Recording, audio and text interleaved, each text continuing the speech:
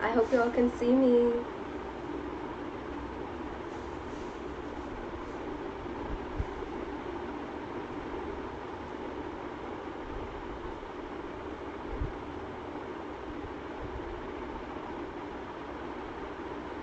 Hello to Muskan, is it? Let me know if you can see me, Muskan.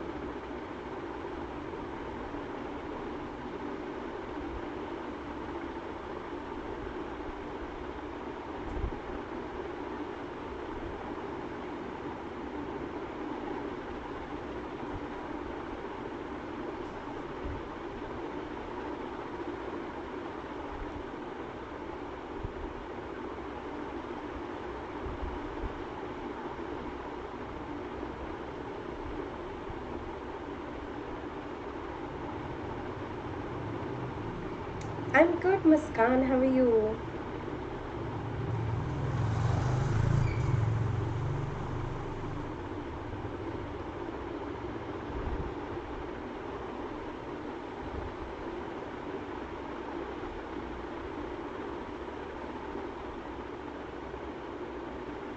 That's good to hear. It's a Saturday and you're here to take a quiz today with me. So thanks for that.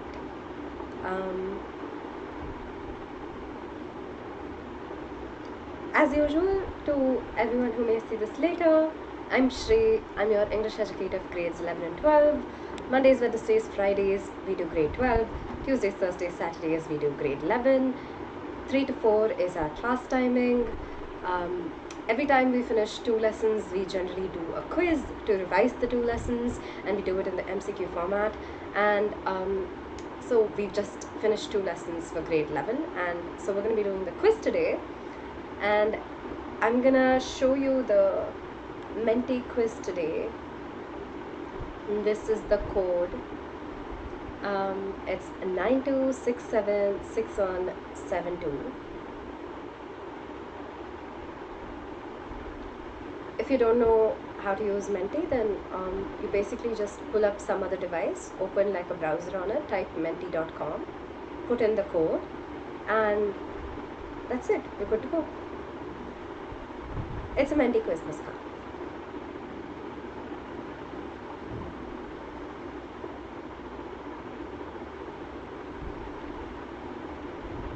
We could have like other kinds of quizzes, I guess. But while you're putting in that code, maybe, and maybe while we're waiting for more people to join us, though if it's just me and Muskan, that's also cool.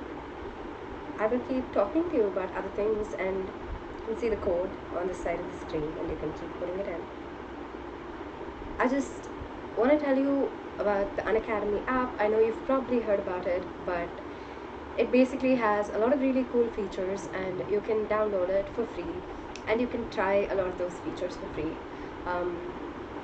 It has, for instance, like a lot more quizzes like this one that you can take, and if you take it, if you download it, then you can take more quizzes like this, and you can take more live tests and things like that. You can download it, and you can use my code to enter it. It's THAR01, that's my code. And if you like the features on it, this is one feature you should try out on it. It's called Ask It Out, and you basically just like click on Ask It Out, and then you take a picture of whatever question you have doubt about, and then you choose the subject that doubt falls under, and then you send it in, and people will definitely respond to you. So this is a good way if you have like exams coming up and things like that. You can get all of your questions clarified very easily. So that's something that you should try out on the app because it's a good feature. And there is something called Unacademy Plus, for which you can get a subscription, and it has basically, it kind of like opens up access to a lot more features of Unacademy, a lot more courses, a lot more educators who you can work with, and these regular like doubt clearing sessions that you can go to, where we'll talk about like how to write answers, and whatever specific questions you have from every segment of like your syllabus, it will be cleared. And these are the prices for Unacademy Plus. As you can see, the per month cost is a lot less if you get like the subscription for longer. And you can put in my referral code, which is down in the description box, to get a 10% discount. There's also something called Unacademy Iconic, and that is for more individual tutoring. If you want to like work with someone specifically and you want their help, then that's something that you can access through Unacademy Iconic. You'll get like progress reports of how you're doing. So maybe if school isn't really working out for you right now, as it isn't working out for a lot of people, and you want to work with someone different, then Unacademy Iconic is an option that you can consider. Again, these are the prices, and again, the per month cost sort of reduces the longer the duration that you take the subscription for. And again, I have a referral code that you can use for this, which is down in the description box. These are some of the many features that Unacademy offers you, and yeah, you should try out the app first and check all of those things out, and if you enjoy them, then you should definitely consider getting these subscriptions. I am hoping that Ms. Khan says she has joined the quiz. So, okay, in that case, let us go ahead and start. Does that sound good, Ms. Khan? Give me a second. I just need to swap tabs. Okay, we're on the multi-quiz tab. I'm gonna start presenting in a moment. Thank you. That's so sweet. I just saw you say my voice is sweet. Okay. Someone else seems to be here. So again, we're doing a Menti quiz today, and the code is 92676172. And you can join us while we do this quiz. And today we're doing We're Not Afraid to Die and Discovering Tut. And both of these lessons have a lot of like details in them. So really they make for like very frustrating things to put in a quiz, because there's just so much detail from every corner of the lesson that you can put in the quiz. So don't worry about it if you get some things wrong. It's not very easy to like remember all of these things anyway. And we can just use this as a chance to kind of go over the lessons again. So let's go ahead and start. Oh, okay. I should add a leaderboard at the end, right? Let me just do that. I think I've done that. Yeah, it should have happened. Oh. Just give me a second. Sorry about this. I'm gonna remove this and I'm just gonna put it at the very, very end. You might know the answer for this after this, so. Okay, I'm just gonna not pick an answer for that and we'll figure it out as we go. Okay, and I'm presenting. Yeah. Hello to Mosam. If you want to join us on this quiz, the code is up there at the top of the screen. You can use it and you can come join us. And do you want me to wait for you for a couple of seconds, or? Yes, Muskan, I've put up the leaderboard at the very, very end. Everybody keeps asking for the leaderboard, so I was like, okay, if you all like it so much.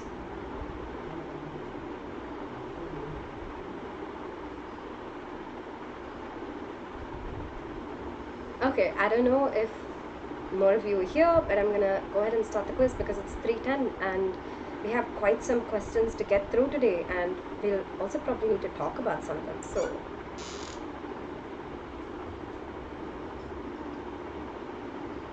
okay, so I'm gonna give you a couple of seconds to read this extract. I'm gonna read it out for you, and after we read it out, we'll have a couple of questions regarding this extract.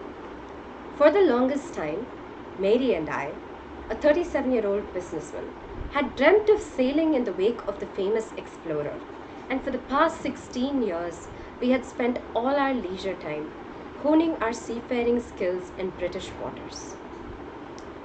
So that's the extract, and we're going to go into the questions. I'm going to hit enter.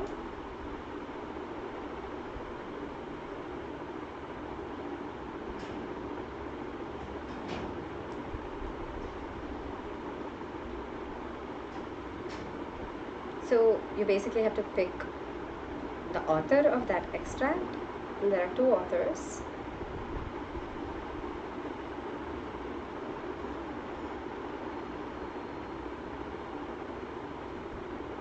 Yes, Gordon Cook and Alan East is the right answer.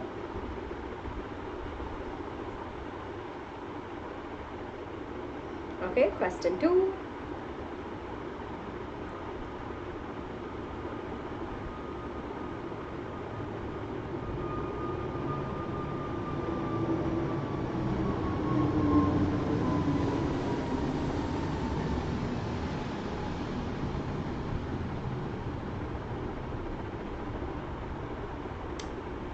Yes, good job, whoever you are. And I think it's Muskan.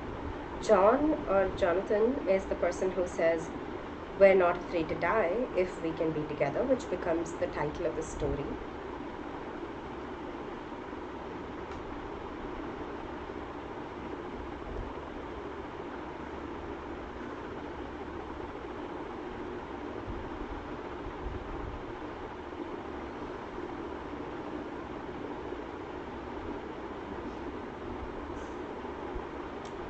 Yep, the I in this extract is Gordon Cook, and he is the person who narrates this story. This is a real life account. If you've listened to my lesson, I talked about that for a bit.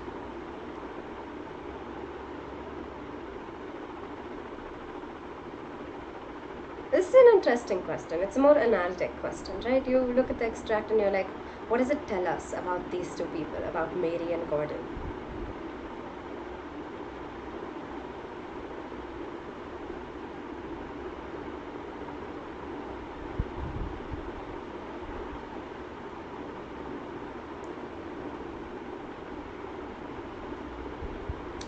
Okay, there are two people here now, and you've picked that they're brave. That is not the right answer. And I'll tell you why it's not the right answer, okay? In that particular paragraph, we get one major detail about them, right? They have a huge dream, and we get that they are working towards their dream. Like Gordon's this businessman, but on the side, whenever he has time, he and his wife are working to figure out how to sail. They're learning more, they're sharpening their skills. So in this particular paragraph, what we learn about these two characters is that both of them have a lot of focus and a lot of drive with regard to their dream. They are brave also, but we find that out about them much later in the story. So if I gave you a paragraph from, say, the segment in which they're fighting against the ocean, then brave would be a characteristic you could pick of them. But in this particular paragraph, it would be that they're focused. I hope that makes sense. Thanks, Muskan. It's very nice of you to say that.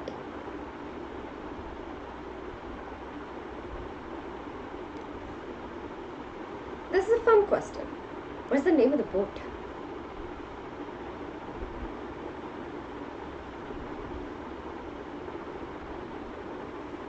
Good evening to Chanjeet.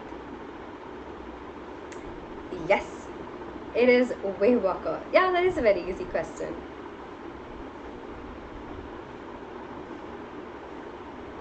I'm good, Chanjeet. How are you? We're doing quiz today if you want to join us. Okay, what is a Mayday call?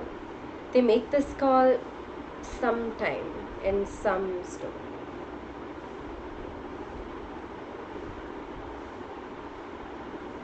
That's good to know. Thanks for being here on Saturday.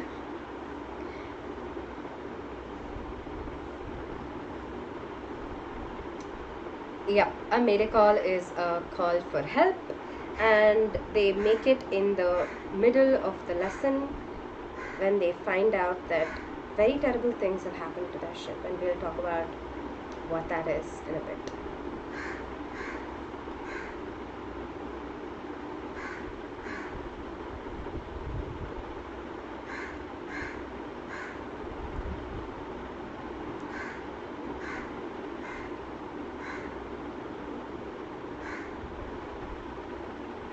This one is, oh, okay, I was just gonna say it's taking you all some time, but I guess you answered it right at that moment. Um, okay, someone says all of the above, and all of the above is the answer in this case because all of these reasons are the reasons that they were finding it so difficult to navigate to Ile Amsterdam. It was a very small island, and so it was much easier to miss than, say, a larger island like, for example, Sri Lanka would be very difficult to miss. They also didn't have a proper compass because their compass was thrown off board, and the other compass that they hadn't corrected it to show it the proper directions. And they also didn't know where they were because they'd been thrown off like their navigation course, right? So there are no identity marks in the ocean. You can't be like, this is where I am based on looking at, like, I don't know, street signs or something, because there are no such things in the ocean. So they're like, okay, we don't know where we are, so we first have to figure out where we are, and then we have to get to the other place, which is Ile Amsterdam. And so impossibly difficult task, right? Which is why the fact that they get there is so much more amazing.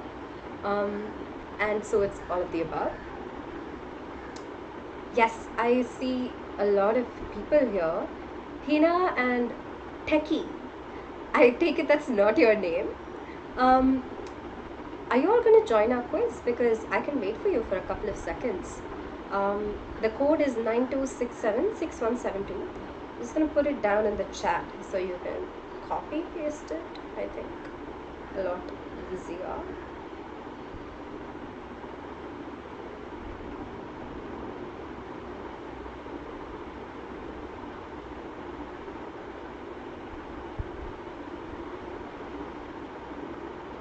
Hello to Tanish.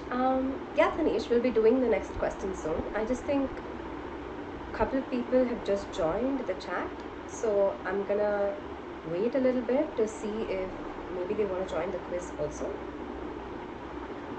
I'll give it like half a minute, okay? So not too long. Why is Anurag not here today? I do not know, Techie. Chanjit, we're doing a Menti quiz. We're basically revising 2 chapters. We're revising We're Not Afraid to Die and Discovering Tut today. And you can basically go on menti.com and put in the code that is now there in the chat and also at the very top of the screen over there. And if you do that, then you can join our quiz. Okay, I'm gonna carry on to the next question.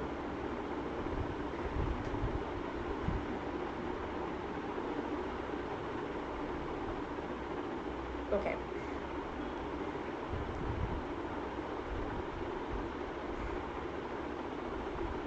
What was the biggest problem that all the people on Wave Walker faced after they were kind of, after that huge wave kind of just, yeah, that is the right answer. The ship had very large holes because of the wave. It crashed into, do you know which side of the ship it was? Can you tell me? Let me know in like the chat if you remember which side of the ship it was. Don't remember? Okay, it's the starboard side of the ship, and the starboard side means the right side. But if you call it the right side, you wouldn't, like, nobody would tell you that was right? You'd have to say it's the starboard side of the ship that got attacked. So that's the side that had holes.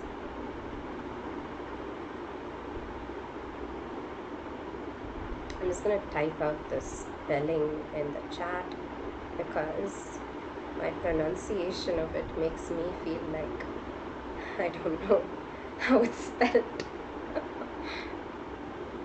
Okay, we're on question 9.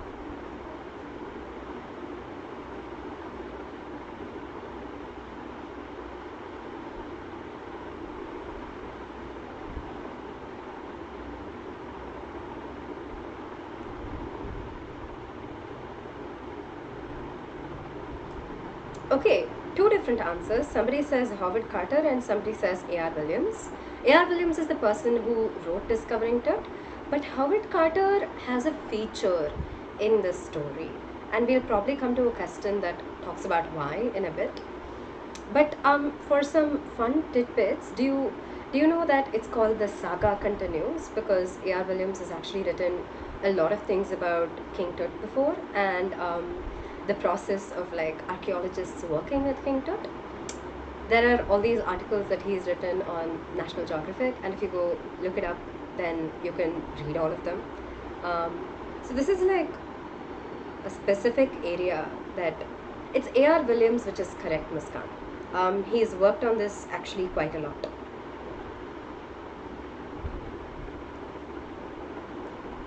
What is Tut's full name? So much easier to just call him Tut.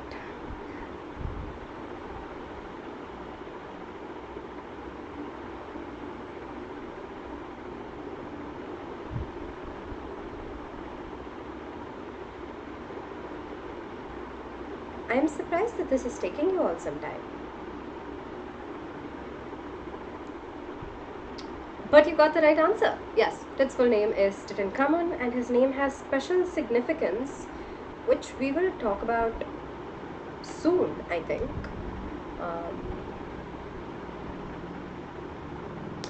Yes, why did Tut rename himself to Tutankhamun?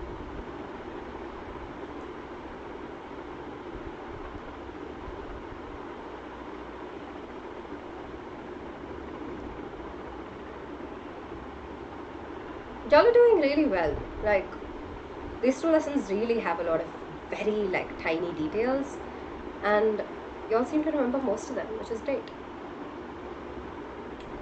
Okay, the right answer here is that it was part of his work in restoring the old order of Egypt, and we'll talk about what that old order is when we get to one other question that is there about this name. I don't want to give away that answer yet, so we'll talk about it in a little bit. Hello to Vartika. We're doing a quiz today if you want to join us. It's at the very top, the code, you can sort of see it here. Okay, we have another extract question. So we're going to read this segment together, and what we're going to do is the next couple of questions are going to be about it. About 2 p.m., I went on deck and asked Larry to steer a course of 185 degrees. If we were lucky, I told him with a conviction I did not feel, he could expect to see the island at about 5 p.m. That's our extract, and our question is,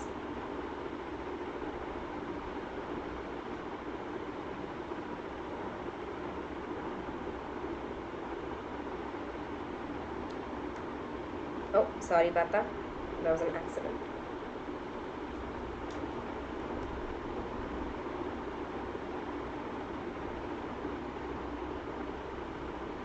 Why is Gordon not filled with conviction?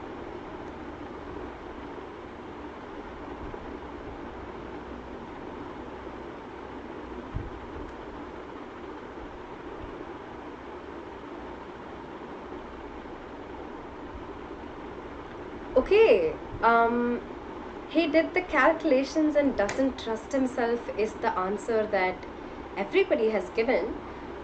That's not actually the answer. He does trust himself. You can see that across the course of the text, because even though he checks and rechecks things, he thinks that he is doing all he can, right? So he never at any moment does he say, oh, I'm really bad at this. He just worries because, oh, this is a very bad situation to be in, and we don't know if we can ever possibly like actually make it, right? So you don't actually see any moment in the text where Gordon has any kind of self-doubt.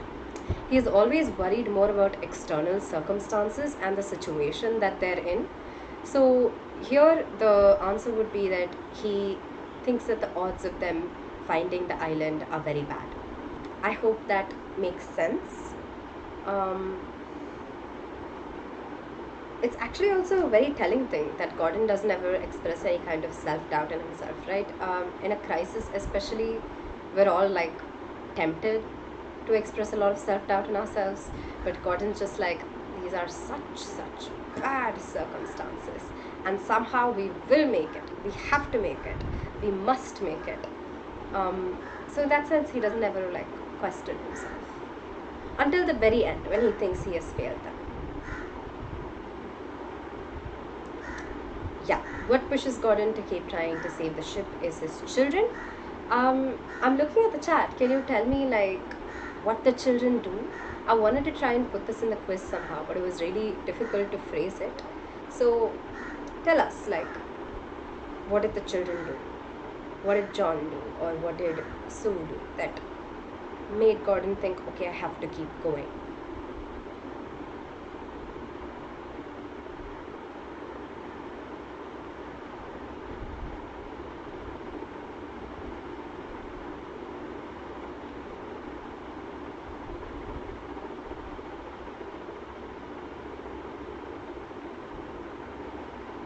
Okay, well, Sue draws a card for her parents, of her parents on them. That's a very sweet card. It says, oh, I love you both, and I hope. Yes, I have answers. Yes, that's true. Yeah, Vartika, the children do have like courage, right? And they also express like a lot of love for him and for Mary, and that too convinces him that, you know, somehow they have to make it out alive of this. And John says, oh, you know, we're okay with dying if we can be together. Like, if you're here, then I'm not scared. And that sort of love also, and that sort of expression of faith, makes Gordon feel like I can't let my children down. And that's what pushes them to keep trying. Thank you, Muskan and Vartika.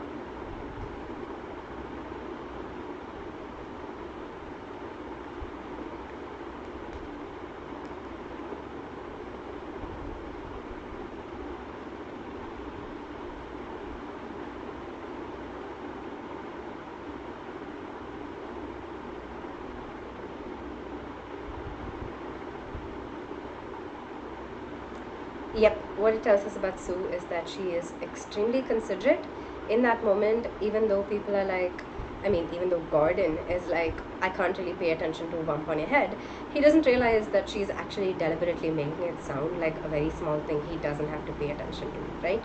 So she's saving him the work of figuring out whether he should like try to take care of her or save the boat by thinking ahead and assuming that it's more important for him to save the boat, and so not telling him at all that she is actually seriously injured.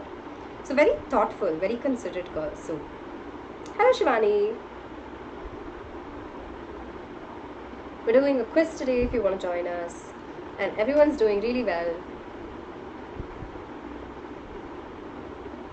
They're a little too like halfway.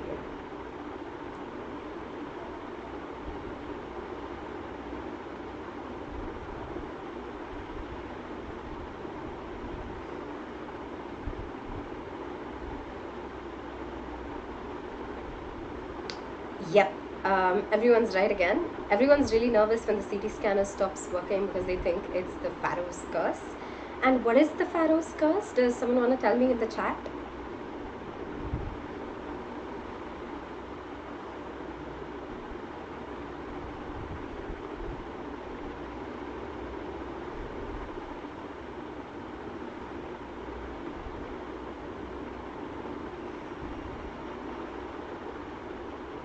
Oh, they're very easy questions, Muskan and Vartika.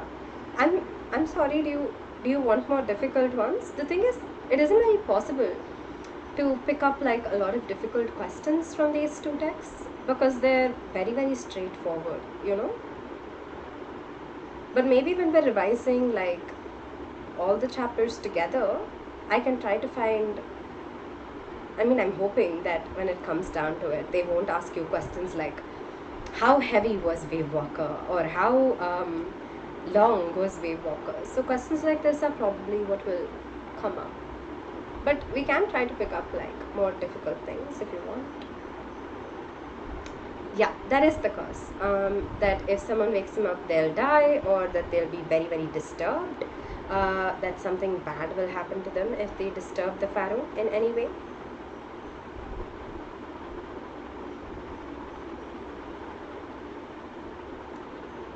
Okay, let me know if this is also easy. Maybe this will be a little more difficult.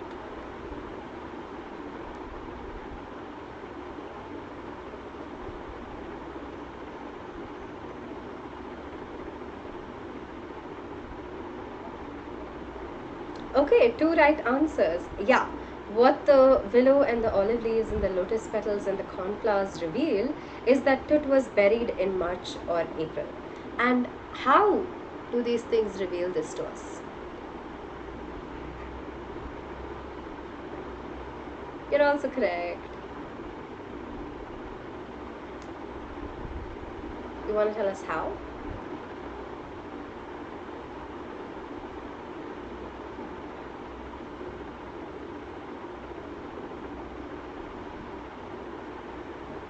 Well, I can tell you how. It's because flowers bloom at like certain points of the year, right? So based on what these flowers are that are there on the coffin, they can find out, what point of time it was that Tut was buried, because those flowers were only available at a particular point in the year because they only bloomed then. And this was a really interesting example of like how archaeologists come to like certain conclusions.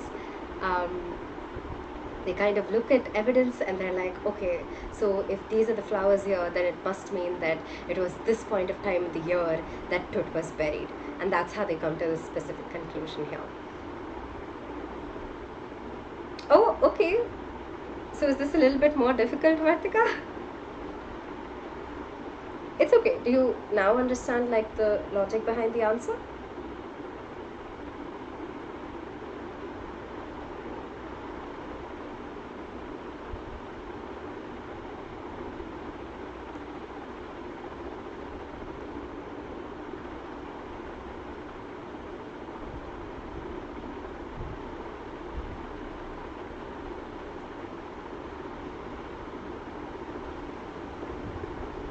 Yep, it was a fear of thieves that made Carter decide to tear off the gold.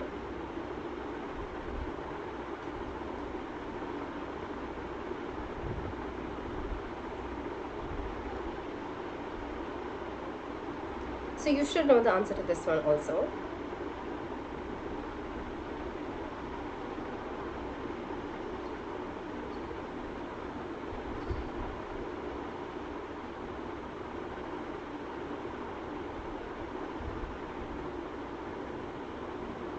I think maybe you both just know the lesson very well, possibly. Yeah, the mummy is in bad shape because Carter decides to cut it up to remove the gold. Hawass did not move it too fast. Thank God for Hawass. He was very stressed about it. But yeah, Howard Carter is the British archaeologist who works with the mummy ahead of time in like the 1920s, and what he does is he picks up the mummy and he's like, okay, it's stuck to the coffin, and if we don't get the gold out of it, then what's gonna happen is the thieves are gonna show up and they are definitely going to cut it up to like take the gold from it. So they'll make like a worse mess of the mummy than I could. So what we're gonna do is we're just gonna cut it up and remove the gold right now, so thieves won't want to attack it anymore. That's the decision that Carter took. That's okay, Vartika. You can, it's a good chance to like learn it right if you get things wrong. Muskan, grammar we will do after we do literature, I think. So we have, I think, 2 more lessons. Yeah, 2 more lessons for grade 11 to do in the Hornbill book. So we'll finish that, and then we'll start grammar and the Vistas book. Is it snapshot? Yeah, sorry, snapshots, side by side. Yeah, I include writing in grammar also.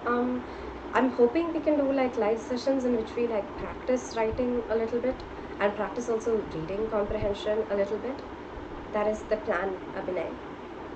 Vartika, the leaderboard will show up at the very end.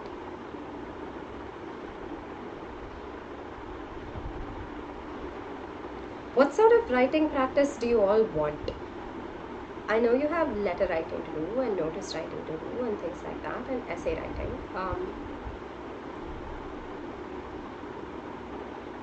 But what would like help you most?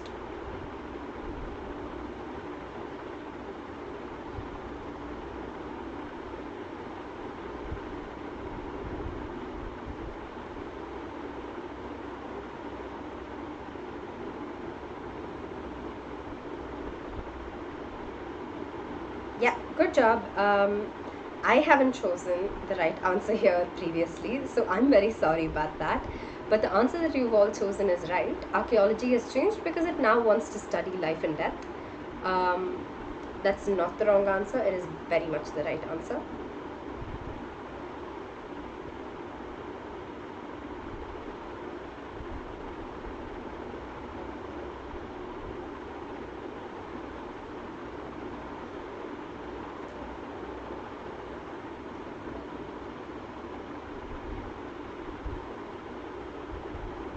While you're all answering this question, I have a question for you. What do you find most difficult when it comes to English and your English papers? What do you find yourself struggling with? You think, my God, I really hate doing this. That kind of thing. Let me know, like, what that is. Okay, grammar.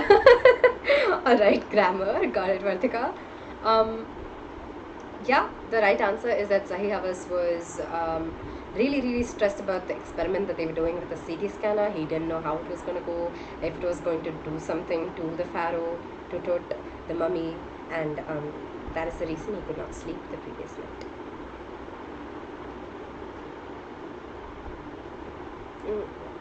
What do you mean, Muskan? What am I doing in the sense?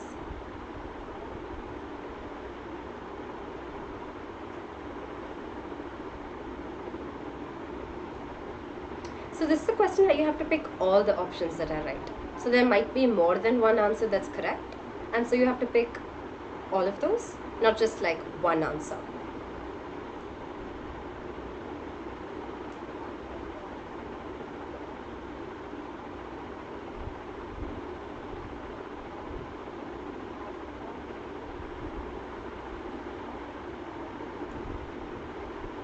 Okay, both of those are right answers, and I think two different people picked them, but Akhenatan attacked all of these statues of Amun, and he also renamed himself as Akhenatan, and these are two of the things that he did that really disturbed all of the people of Egypt, right? And why did it disturb all of the people of Egypt? Because Amun was a major god of theirs, and they really enjoyed praying to him, right? It was something that they were very used to. It was part of their lives, it was familiar to them, it was something that was considered correct to them. And when Akhenaten came up and he was like, oh, I'm going to call myself Akhenaten, which means that I'm now named after Aten, which is the sun disk, and we're all going to start worshipping Aten now, and I'm going to destroy all of these statues of Amun. I'm going to destroy temples of Amun. I'm going to close them down. I'm going to move our religious capital to this new place that is named after Aten, the sun disk. He does all of these things, and the people of Egypt are like, what are you doing? And so at one point, somebody who works on Egypt and researches these things, his name is Ray Johnson, says that Akhenaten has actually gone sort of wacky, and that it must have been a really terrible time for Egypt, because not only was this really famous dynasty of Tut and the people who came before him dying down, one of the very last rulers in the dynasty, who is Akhenaten, also kind of just terribly distresses all of the people there by changing their order of life upside down. So that happens.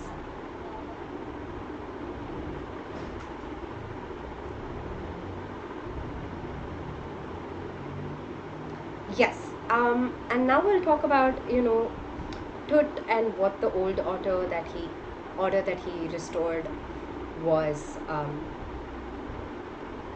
After you all answer this.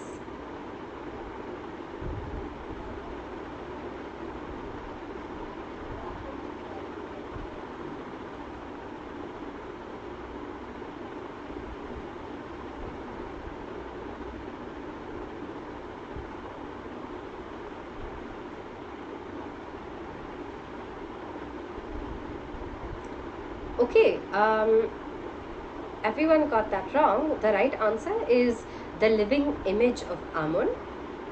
So when Tut renames himself from Tutankhaten to Tutankhamun, he wants to call himself the living image of Amun. And why is that? He wants to bring back that worship of Amun that all of Egypt is really used to, right? So everything that Amun is a god, Muskan. So he's a god that the people of Egypt worshipped. And then Akhenatan came around, and he was this ruler who was like, okay, we're not going to worship Amun anymore. And everyone was very upset about that. And then Tut came around, and he was like, okay, let's start worshipping Amun again. And everybody was delighted about that, because that's how they lived, and that's what they enjoyed praying to. That's who they enjoyed praying to.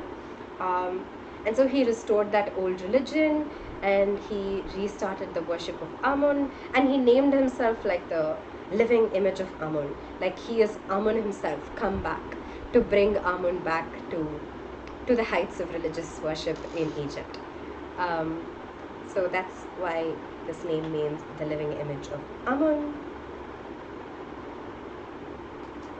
We're on question 23. Almost done. What does the X-ray reveal about Tut? And notice this very carefully, it's not CT scan, it's X-ray.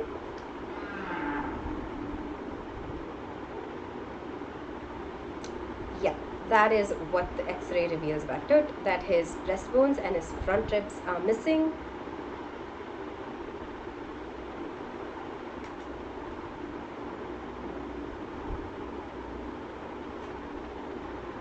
Okay, pick a theme.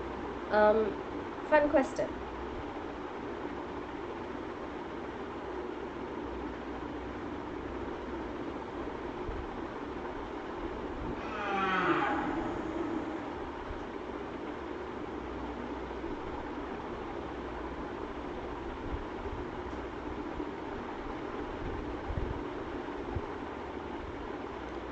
Yeah, the right answer is definitely determination in a crisis.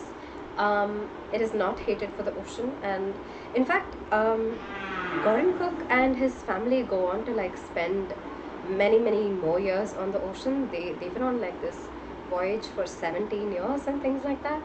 So definitely not hated for the ocean. And also there's no real like desire of nature to destroy anything in the story. Nature is just very unpredictable in the story and very powerful. So if you got a theme option as like the power of nature or something like that, or the unpredictable power of nature, then that's something you can pick also. But in this case, it is definitely determination in a crisis. Okay, it's an extract question again.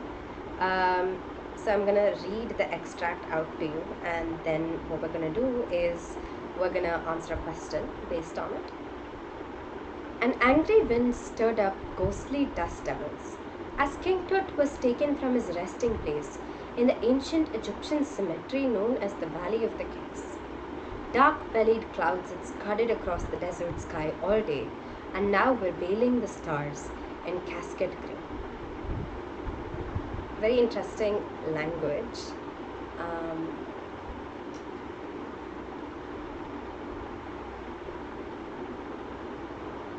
Dark-bellied clouds, cascade grey, dust devils. It's such peculiar language. So why does the author pick such language to describe this scene? And that's our question today.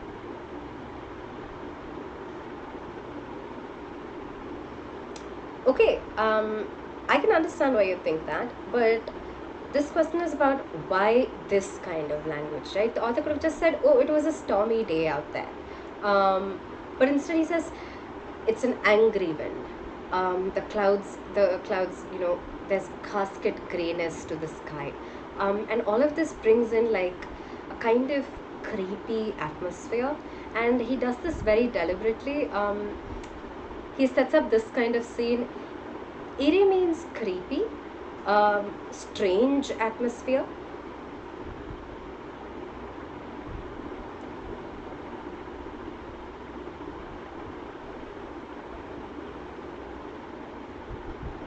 Yeah. And he brings this in deliberately, right? If you look at the writing of the story, in the very beginning, what the author does is he describes this kind of really scary scene where the wind is really angry and the sky is really dark and everything looks really terrible. And then he goes on to talk about how Tut is being taken from his resting place. And then when he ends the chapter, everything is calm and everything is still again after Tut has been put back in his resting place.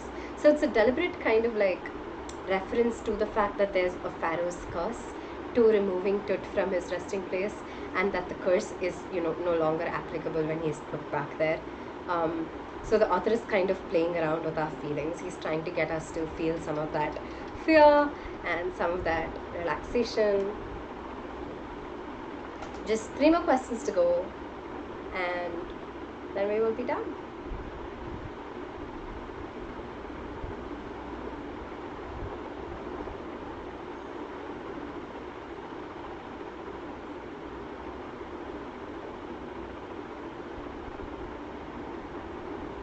So a bunch of things get buried with King Tut.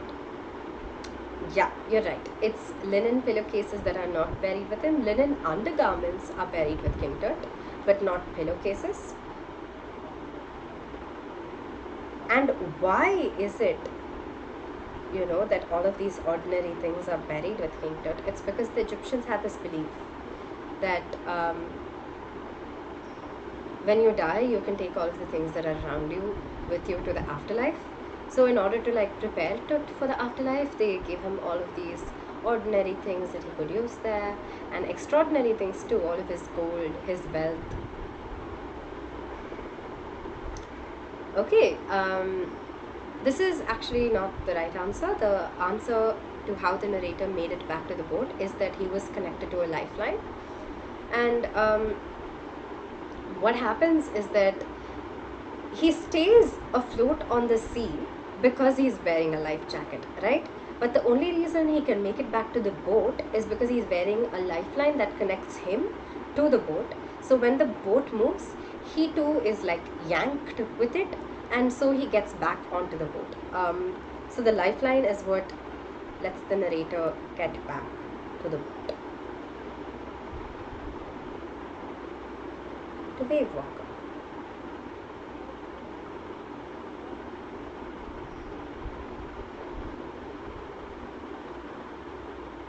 What is Ile Amsterdam? I was thinking Ile meant Isle, you know, but it means new in French. So it's New Amsterdam, that's the meaning of the island. Yeah, it is a scientific base. And do you remember how many people are living on it? I was going to put that as a question, but then I was like, that's such a minute detail. Does it matter? But let me know if you know how many like people were on Ile Amsterdam, the scientific base.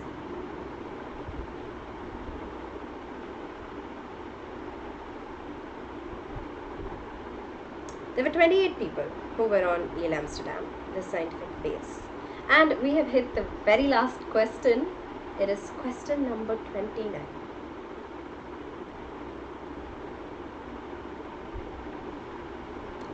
And this is about Howard Carter, who finds out that ritual resin has cemented Tut to the bottom of his coffin, and the question is, what is the ritual that this resin has been used for? Okay, the practice of covering pharaohs in resin as a sign of their royalty is the wrong answer.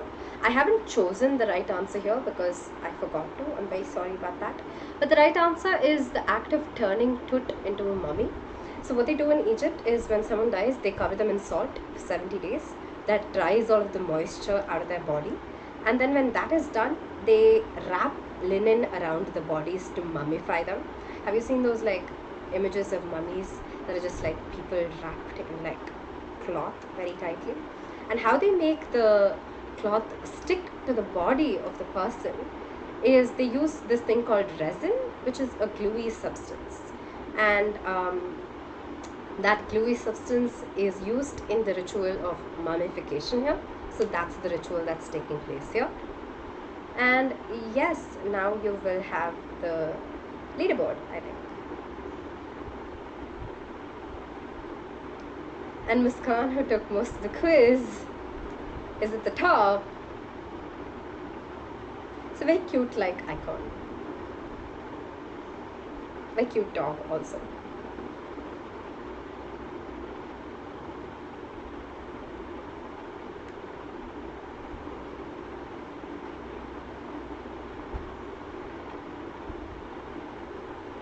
Thank you so much for being here and taking this quiz with me.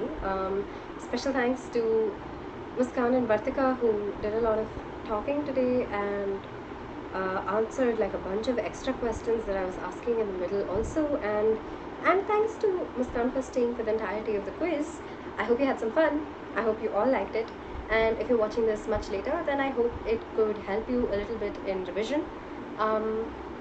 If you like this, then do leave a like. If you have any comments or any feedback or anything in specific that you want me to teach, like grammar or writing, then let me know that in the comments and I'll be taking a look at them. Do subscribe if you like content like this and you want more like it. And thank you for being here today, and I will see you again very soon. See you, Muskan. Take care. And hello to Gaming Buddy. We missed you for the quiz, but we will be having more, so maybe I will see you there.